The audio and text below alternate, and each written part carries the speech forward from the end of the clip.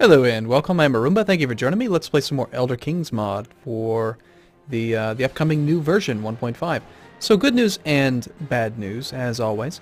Well, not as always, I suppose, but just in general, good things sometimes can break things, and that's just kind of what happens. So as I mentioned, I think in video 1, since this is a beta and there are lots of changes happening, unfortunately I may lose my save file, which has already happened, but I'm glad that it happened because there's some really cool new stuff. And we're going to experiment with some of that right now. So we're going to just pick another random character. In fact, why don't we just use the random character button? That way I don't have to spend time trying to decide. Hey, coincidentally we're going to be this guy right here, almost in the same field of view that we were looking at a second ago. So we'll be the Count of Shard Rock. We are a... what? What are we? We're a Colovian. We believe in the 8 Divines. This character has the Blundering Agent education, apparently. I'm pretty sure it defaults to that because that's what he has. But, so specifically, let's take a look at some of the new buildings that are in the game, and then also, hopefully, this character is a, no, he's a journeyman thief. He's not a blundering agent, so it was kind of random then. So there's a brand new building system, or not a whole system, but, a new set of upgrades that we can look at, which is pretty cool. We've got quite a few that look like they're not localized yet, which if you're not a modder, just means that that no underscore DESC means that it has not been localized. And what that means is that depending on which language you're playing the game in, the way that Paradox coded CK2 and EU4 and most of their games that they made with the Clausewitz engine is that instead of just saying this small riding grounds is a place where horses go, what happens is you have to actually define the definition of small riding grounds with a variable, and that variable, depending on the language the player is playing with, will pull up a variable description. So that's called localization. You're localizing it based on where the person is playing the game from, whether it's, you know, in Spanish, French, English, whatever.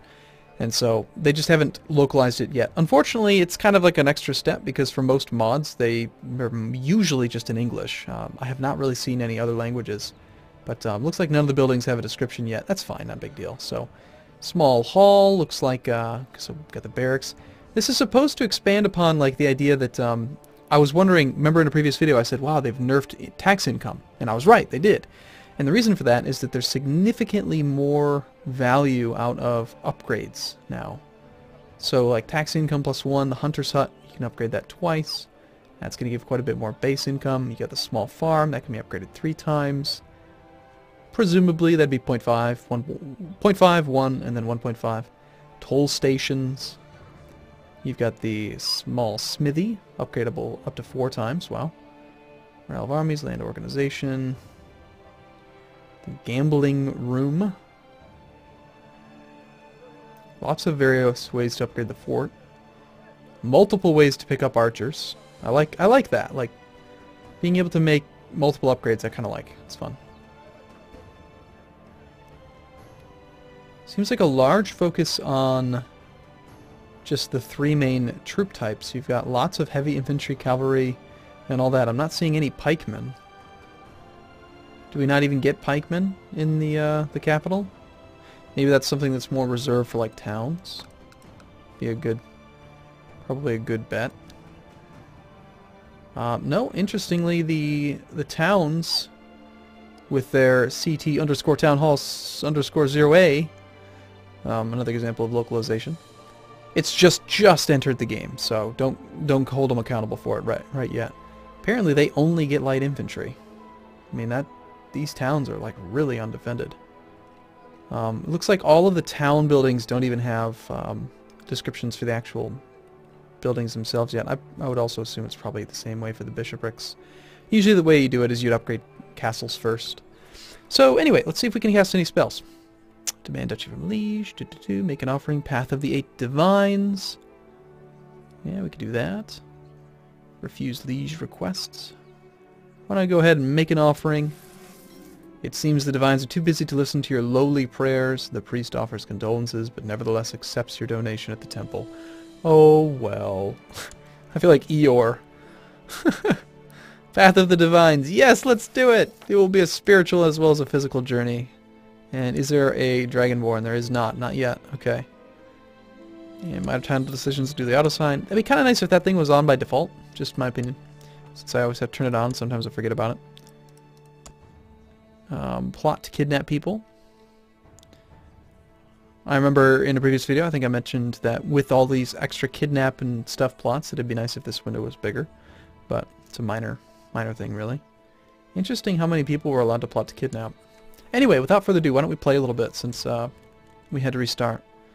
Obtain an artifact. That is a pretty ambitious thing to do. Why don't we take the undertake a pilgrimage since we just did one? That seems like a fairly good idea. And what do we have? We have 2 provinces here in Kvatch. Our liege likes us fairly well. And let's just see what happens. The Interregnum. I never read this thing because I don't know what it means. We should probably set our guys about to survey province. Oh, you know what? Crap, I should have done it in the other one. I didn't realize there was a separate holding. We actually have a city. Surprising. We have 20 gold. Wow, do that really? The small farm is only 10 ducats. And the roads, they don't provide a lot of income. That's probably why. Now we're supposed to dispatch, I've heard that something interesting can happen if we dispatch our magister to brew potions. This seems new. I don't remember even hearing anything about potions. Well, clearly we need to do that and see what happens with our 2 learning. It's going to go... He's considered an incompetent scholar. It's going to be quite fun. I think we'll scheme in our liege's capital. Train troops, probably in Shardrock, yeah. That seems to be the one with more troops. Colonize, we're not going to do... We're going to improve diplomatic relations with our liege just for the moment. And go from there.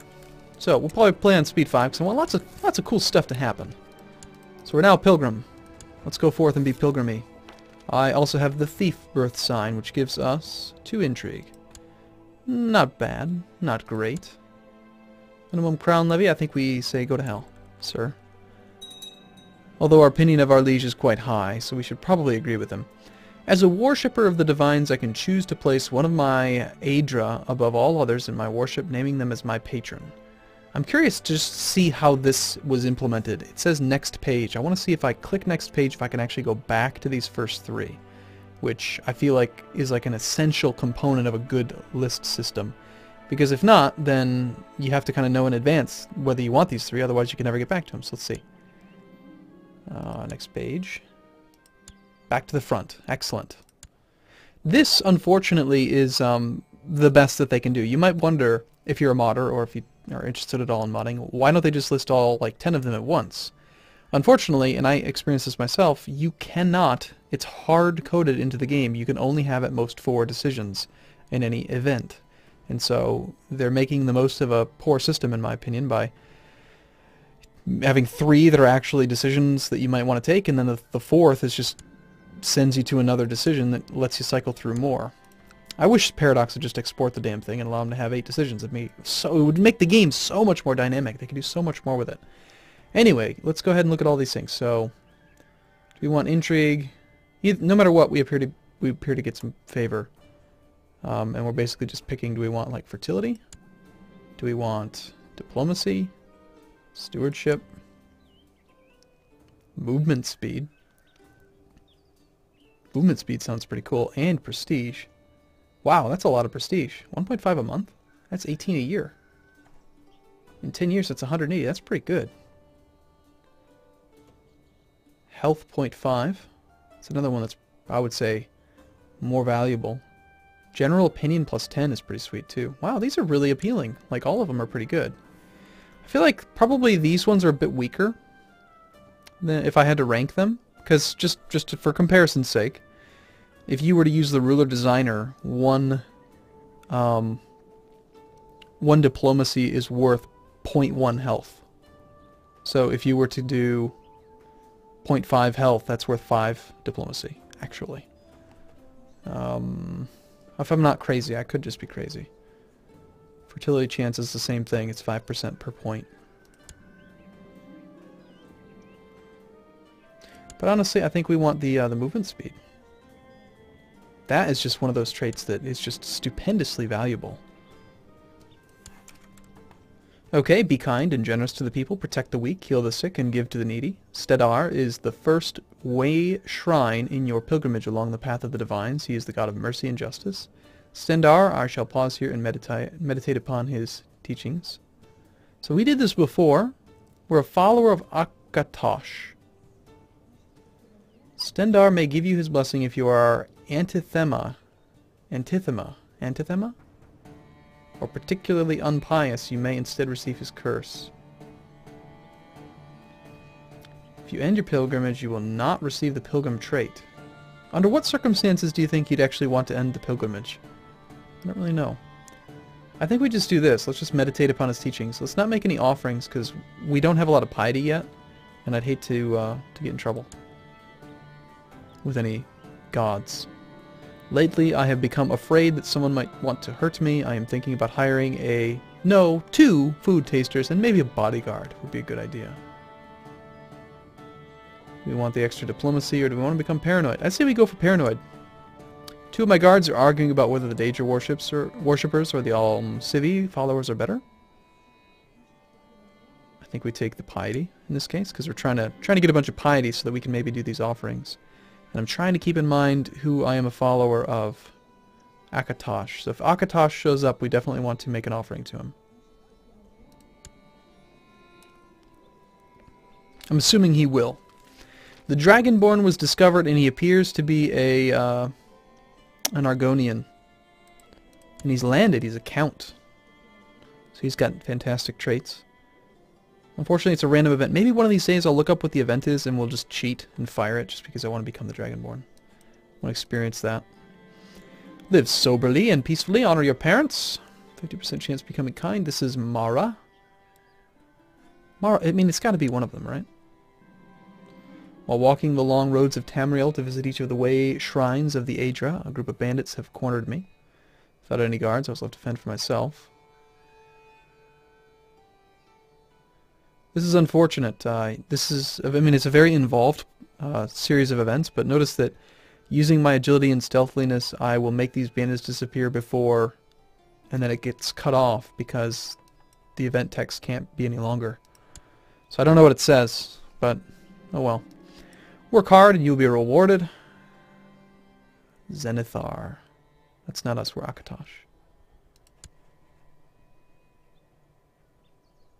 After all this, Akatosh probably won't be one. Seems like a pretty good way to get a lot of piety, though. Do we want to try some pleasures, or do we want to become celibate? I think we want to try some pleasures, because that's fun. Try to become temperate. Apparently my liege is at war.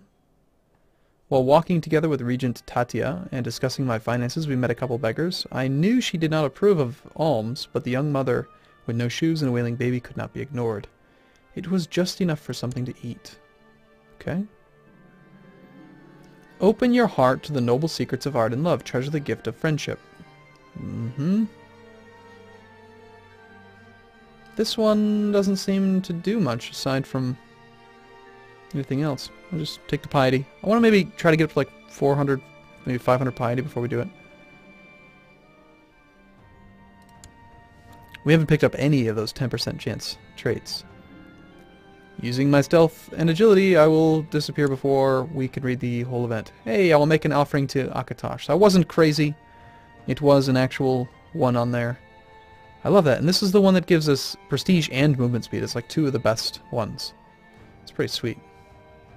I mean, it's an arguable thing. Like, prestige is very valuable. The first 2,000 points of prestige. Maybe they should expand upon that. Make it more than just the first 2,000. Because 2,000 is like, you get it so quickly that it never matters. Maybe they should make it 10,000. Just to make it matter. You know what I mean? Like, in vanilla CK2, I care immensely about the first 2,000 prestige. But then after that, it's just, who gives a crap? It doesn't make any difference at all. If they made it so like the first 10,000, or maybe even scaled it to something insane, like the first 20,000 prestige actually does something. I'm sure that it would be possible to make the opinion modifier somewhere in the defines. You could change it so that it would just be a bigger range. Could be interesting anyway. Anyway, let's make an offering to Akatosh, see if he likes our 489 piety. Or favor, it should say. Is it still saying favor everywhere? Or?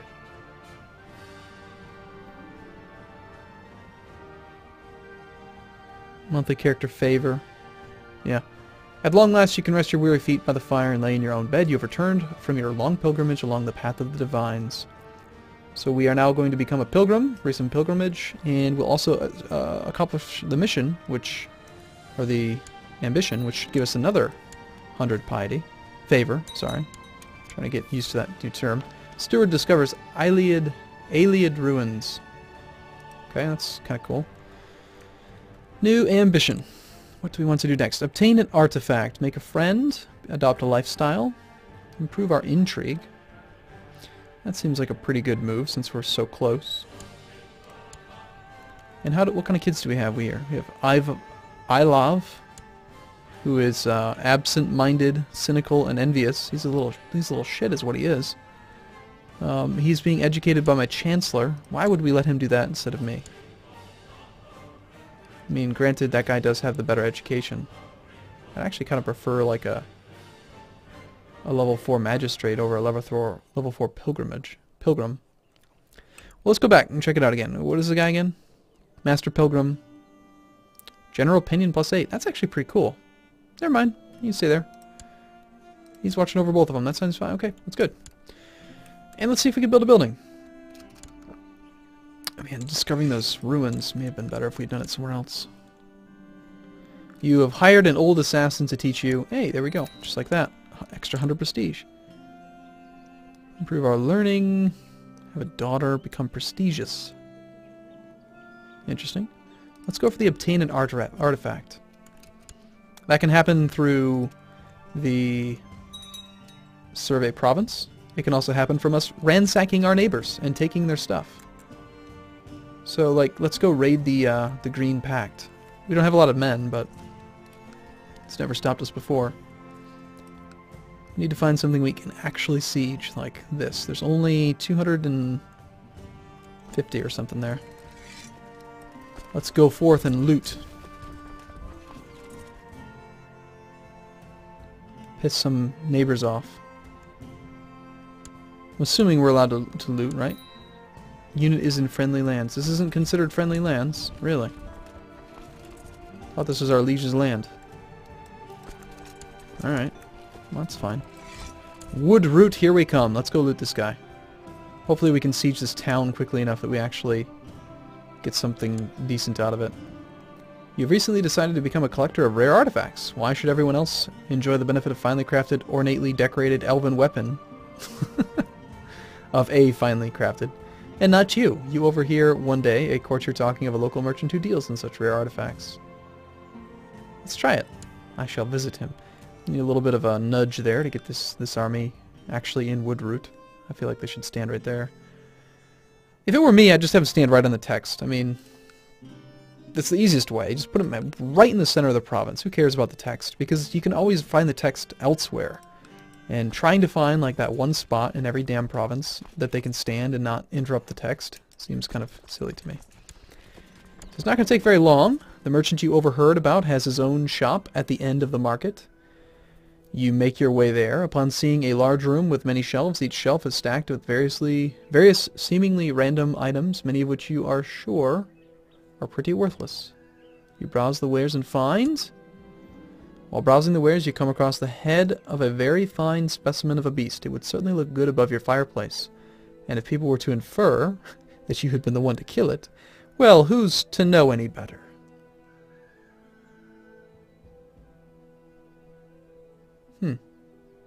So spend money to gain some prestige. Let's keep browsing. Ooh, elven armor.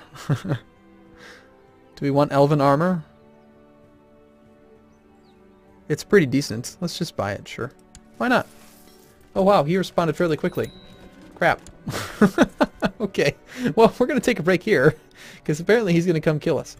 And I will see you in the next video. Thanks for watching, everyone. See you again soon.